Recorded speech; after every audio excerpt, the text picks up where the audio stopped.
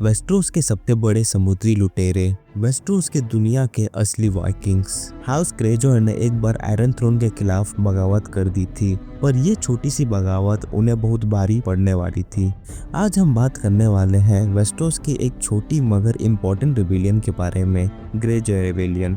ये बगावत Ballon Greyjoy ने की थी, जिसमें उसने सोचा कि वेस्टरोस के राजा से अलग होकर आयरन आइलैंड्स को अपना अलग साम्राज्य बनाएगा।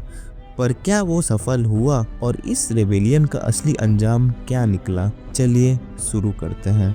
ग्रेजॉय रेबेलियन शुरू हुआ था करीब 289 एसी में, रॉबर्ट रेबेलियन के करीब 6 साल बाद। उस समय आयरन आइलैंड का लॉर्ड था बेलोन ग्रेजॉय। बेलोन के दो छोटे भाई भी थे, विक्टोरियन ग्रेजॉय और यूरोन ग्रेजॉय। ग्रेजॉय वेस्टरोस के आयरन बोर्न लोगों का प्रमुख घराना है। इनका मोटो है वी डू नॉट सो, यानी ये खेती नहीं करते। लूट मार इनकी असली पहचान है। ये एक वाइकिंग्स की तरह दूसरा जगह जाकर रेड करते थे, लेकिन ये ट्रेडिशन एगोन कॉन्क्वेस्ट के बाद खत्म हो गई थी। रॉबर्ट रेबेलियन के बाद जब पूरा वेस्टरोस एक नए शासन के नीचे था, तब बेलोन को लगा कि रॉबर्ट एक वीक किंग है और उसने सोचा अब वक्त है कि आयरन बोर्न अपनी आज़ादी ले ले। बेलोन अपने सभी बैनरमैन को बड़े बड़े समुद्री जहाज बनाने का ऑर्डर देता है और सभी आयरन फ्लीट बनने में करीब 5 साल लगते हैं।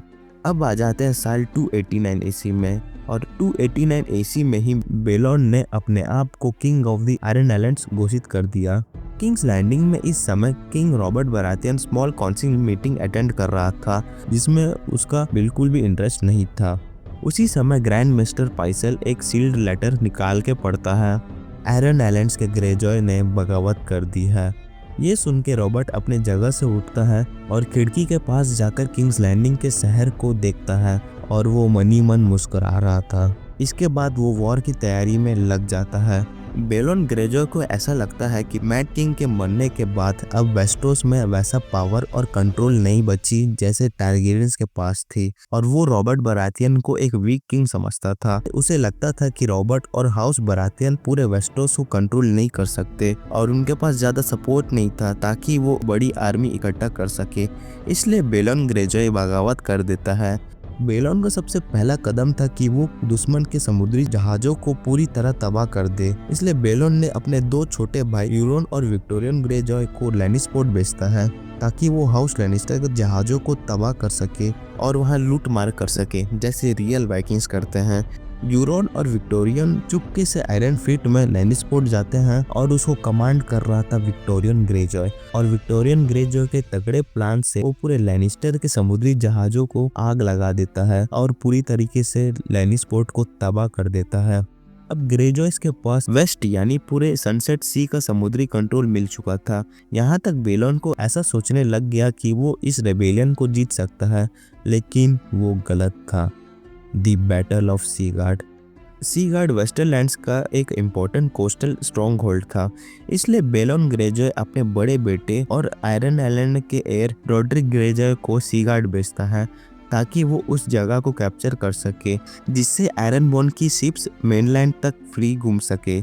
रॉड्रिक अपने आयरन बोर्न वॉरियर्स के साथ सीगार्ड पे अटैक कर देता है, और इसके डिफेंस में वहां के लॉर्ड जेसन मैलिस्टर ने डिफेंसिव वॉल से एरोस और बॉइलिंग ऑयल का इस्तेमाल करता है।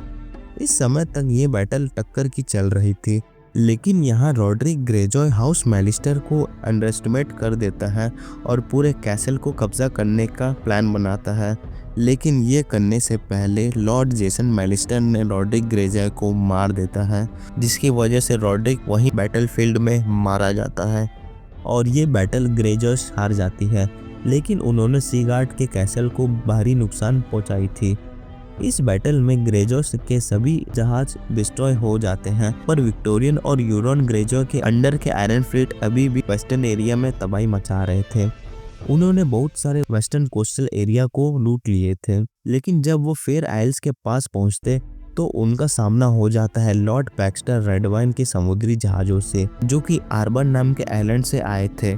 लॉर्ड पैक्स्टर रेडवाइन अपने साथ बड़े बड़े वॉरशिप लाए थे। जब यूरोन पीछे मुड़ के देखा तो उन नॉर्थ से भी वॉरशिप उनकी ओर आ रही थी, और उसे लीड कर रहा था किंग रॉबर्ट बराथियन का छोटा भाई स्टैनिस बराथियन।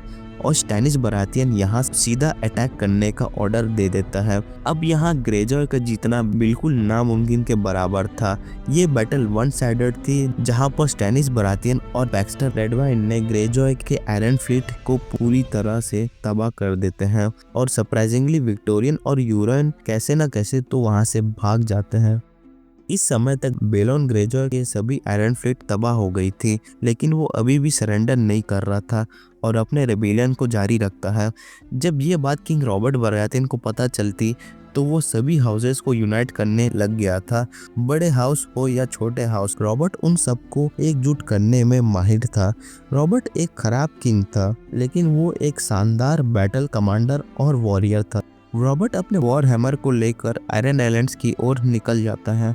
सबसे पहले स्टैनिस बरातियन आयरन आइलैंड के सबसे बड़े आइलैंड ग्रेट विक को कब्जा करता है और सर बैरिस्टन सेल्मी ओल्ड विक के आइलैंड को कब्जा करता है। लेकिन यहाँ आयरन आइलैंड के निवासी अभी भी अपने फ्रीडम के लिए लड़ रहे थे, जिसकी वजह से हजारों आयरन आइलैंडर्स की इस सीज में मौत हो जाती है। रॉयल फ्लीट सभी आइलैंड को सीज कर देता है, सिवाय पाइक को, जो कि हाउस ग्रेजॉय का एंसेस्ट्रियल सीट थी। बेलोन ग्रेजॉय अभी भी सरेंडर नहीं कर रहा था। इस समय तक रॉबर्ट बरातियन और नेड स्टार्क पाइक के कैसल को सीज करने का प्लान बनाते हैं, लेकिन पाइक के कैसल को कैप्चर करना आसान नहीं था। सबसे पहले रॉयल फोर्स ने मेन वॉच टावर्स और प्रोटेक्शन वॉल को तबाह कर देते हैं, जिसमें बेलोन का दूसरा बेटा मैरन ग्रेजॉय उसमें दबकर मर जाता है। यहाँ पर ग्रेजॉयस के वॉरियर्स अपना जान लगा देते हैं कैसल को प्रोटेक्ट करने के लिए, लेकिन रॉयल फोर्स भारी मात्रा में थे और यहाँ पर आयरन आइलैंडर्स का जीतना नामुमकिन के बराबर था, जिसकी वजह से सभी आयरन आइलैंडर्स मारे जाते हैं और रॉयल फोर्स कैसल के अंदर चले जाते हैं। कैसल में सबसे पहले एंट्री मारते हैं थॉरस ऑफ मीर और दूसरा था जोरा मॉर्मोंट। जब रॉयल फोर्स कैसल के अंदर घुसते तो बेलोन ग्रेजॉय सरेंडर कर देता है और रॉबर्ट के सामने बेंड द नी करता है। स्टैनिस रॉबर्ट को ये सजेस्ट करता है कि बेलोन को इस गद्दारी के लिए उसका गला काट दे, लेकिन रॉबर्ट बेलोन को माफ कर देता है और उसे वापस से आयरन आइलैंड का लॉर्ड बना देता है और इस वॉर को ख़त्म करता है। इसके बाद रॉबर्ट लैंडस्पोर्ट जाता है और वहाँ फुल पार्टी और जीत का सेलिब्रेशन करता है और नेड स्टार्क बेलोन का सबसे छोटा बेटा 9 साल के थियोन ग्रेजॉय को अपने साथ विंटरफेल ले जाता है एज अ हॉस्टेज, क्योंकि अगर कभी भी बेलोन फिर से अननेसेसरी रेबेलियन करता तो नेड स्टार्क थियोन को अपने एंसेस्टर तलवार से उसका गला काट दे। और ठीक इसके 9 साल बाद हमें गेम ऑफ थ्रोन्स का सीजन 1 देखने को मिलता है। आपको ये स्टोरी कैसे लगी मुझे कमेंट में बता सकते हैं और ऐसी वीडियोस के लिए चैनल को सब्सक्राइब कर सकते हैं। अगर आपको रॉबर्ट रेबेलियन के बारे में जानना है तो आप ये वीडियो चेकआउट कर सकते हैं। तो मिलते हैं अगले वीडियो में, तब तक के लिए बाय।